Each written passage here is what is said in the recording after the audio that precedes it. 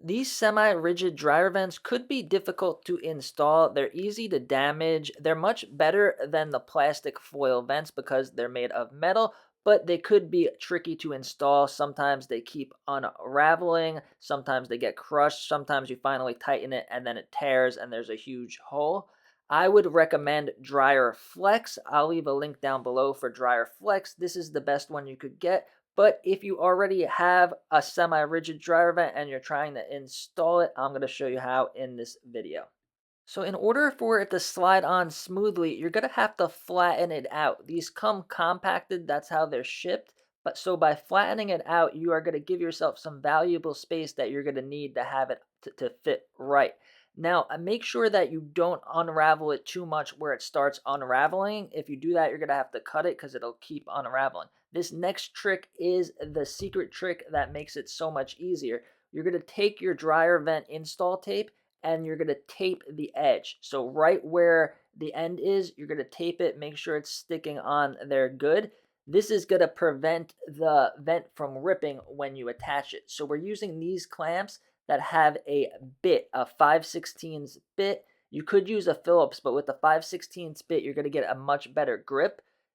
You might need like an extension because every shape of the back of the dryer is different, so it could be hard to get your drill in, but you want to use a drill and not a screwdriver. And you're going to want to tighten it, but don't tighten it too much because you could actually bend the metal that it's attached to, and then it could come apart at the seams. So now we're holding the vent on and we're holding the clamp with one hand, and then we are tightening it just till we feel it get on there good. You want to be able to pull it pretty hard without it coming off.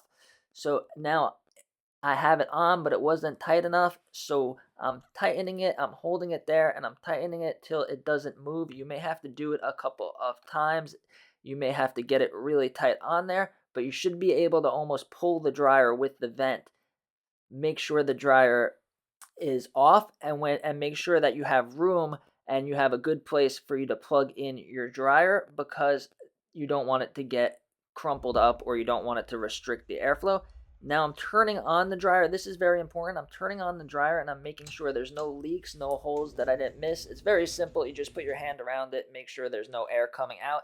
It's normal for there to be a little bit of air coming out from where it's connected to the dryer, and that is why we have our dryer vent install tape. So now we're going to tape. This is very important. Make sure you have a piece of the tape on the dryer vent and a piece of the tape actually on the metal of where you're attaching it to. Otherwise, you're not taping it to anything. So it should be held on to the dryer vent and to the metal part and then seal it around with your hands so it's on there good. And I'm doing this while the dryer is on so I could feel if there's any leaks.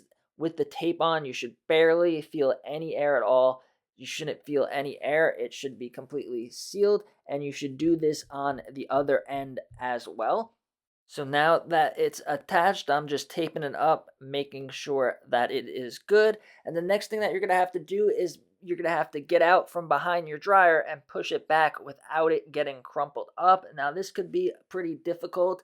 An easy solution, if it's possible, you could just move your washing machine out of the way to give you more room and you could guide it back. You could take a step stool and kind of lean over your dryer and do that. Just be careful not to dent the dryer. I've dented a lot of them, but just take your time and make sure that it goes back without it getting crumpled up. These ones could be really easy to get smushed. And if also possible, go to where it lets out outside. Once you're done, turn on the dryer and it should be blowing good airflow all outside of your house. Thanks for watching, and if you want to learn how to clean your dryer vent, check out this video over here.